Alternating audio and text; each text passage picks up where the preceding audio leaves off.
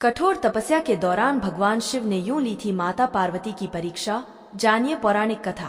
पौराणिक कथाओं के अनुसार कई लोगों ने अपनी मनोकामना पूर्ति के लिए कठोर तपस्या करके भगवान को प्रसन्न किया और उन्हें अपनी कड़ी तपस्या का फल भी प्राप्त हुआ।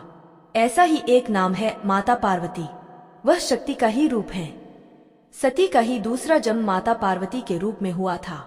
आइए जानते हैं कि किस प्रकार भगवान शिव ने उनकी परीक्षा ली। भगवान शिव को देवों का देव महादेव कहा गया है। साथ ही उन्हें प्रसन्न करना भी आसान माना जाता है, इसलिए उन्हें भोलेनाथ भी कहा जाता है। लेकिन माता सती और बाद में उनके ही दूसरे रूप माता पार्वती ने भगवान शिव को प्रसन्न करने के लिए कड़ी तपस्या की थी।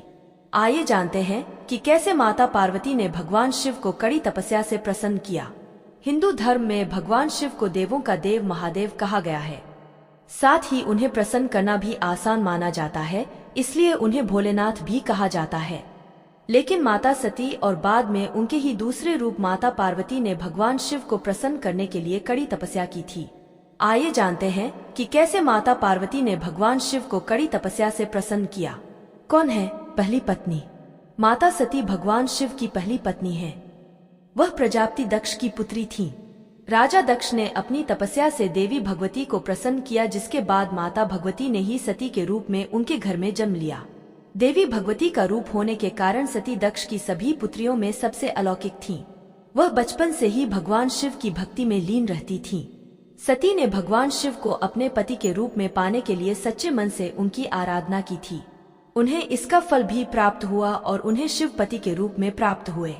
सती ने दी प्राणों की आहुति, लेकिन राजा दक्ष उन्हें अपनी बेटी के लिए एक योग्य वर नहीं मानते थे।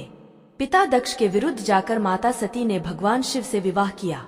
घृणा के कारण दक्ष ने यज्ञ में भगवान शिव और माता पार्वती को आमंत्रित नहीं किया और साथ ही भगवान शिव का अपमान भी किया, जिस कारण माता सती ने यज्ञ स्थल में अपने प्राणों की आहुति दे दी।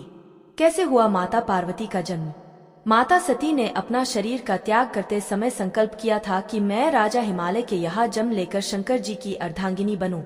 दूसरी ओर माता सती के प्राणों की आहुति देने के बाद भगवान शिव सदैव उन्हें स्मरण करते रहते थे। इसके बाद माता सती पर्वतराज हिमालय की पत्नी मेनका के गर्भ में जन्म लिया। पर्वतराज की पुत्री होने के कारण वे पार्वती कहलाईं। पार्वती भगवान शिव को पति के रूप में प्राप्त करने के लिए वन में तपस्या करने चली गईं। अनेक वर्षों तक कठोर उपवास और घोर तपस्या के बाद भगवान शिव ने उनसे विवाह करना स्वीकार किया। इस तरह ली मां पार्वती की परीक्षा।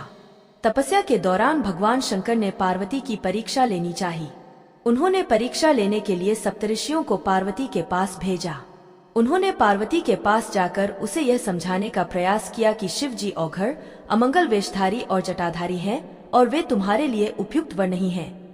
उनके साथ विवाह करके तुम कभी सुखी नहीं रह सकती। साथ ही माता पार्वती से ध्यान छोड़ने के लिए कहा, लेकिन पार्वती अपने विचारों पर दृढ़ रहीं। उनकी दृढ़ता को देखकर सप्तऋषि अत्यंत प्रसन्न हुए और उन्हें सफल मनोरथ होने का आशीर्वाद देकर शिव जी के पास लौट आए। पार्वती के दृढ़ निश्चय के कारण महादेव उन्हें पति के रूप में प्राप्त हुए।